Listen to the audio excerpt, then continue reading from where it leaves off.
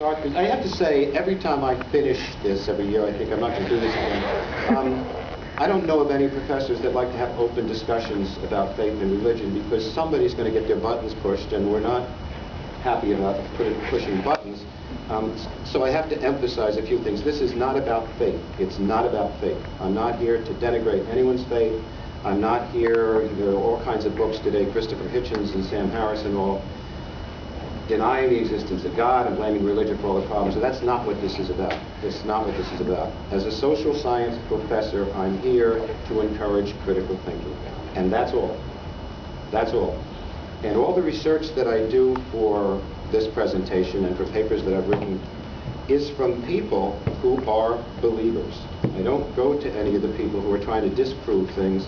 These are people who are believers, but, and I'll quote some of them as I go along, who wonder why there has been such extraordinary emphasis on one particular thing in religion, in politics, etc., and so little emphasis on other things which seem to be more prominent in Scripture than proscriptions against homosexuality. So this is not in any... If this were just about faith, I wouldn't be doing it, because I don't ever challenge anyone's faith, I don't question anyone's faith, I have my own faith.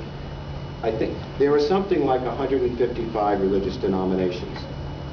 And I think that may bother some people because they think everyone should be in one denomination, but I think it's a good thing that people can choose things that kind of fit their spirituality best.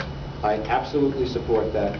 And lastly, even if I didn't, faith by definition is belief without empirical proof, so I couldn't disprove it anyway. So that's not what this is about. And it always bothers me when people come here and think they have to defend their faith. That is not what this is about.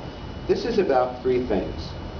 Do some of the things that we think Scripture says, are they actually concretely stated in Scripture? Or perhaps can we think critically about some alternatives? I'm not going to tell you what to think. I'm going to use the work of biblical... I know the Bible well. I've been reading it all my life, but I'm not a biblical scholar. I can't go back and retranslate ancient language, and I can't do that. So I use people who are reputed as for example, Dr. John Boswell from Yale. He won the National History Award, etc. So those are the people that I use. I want to tell a couple of little stories. So how did this start? This is my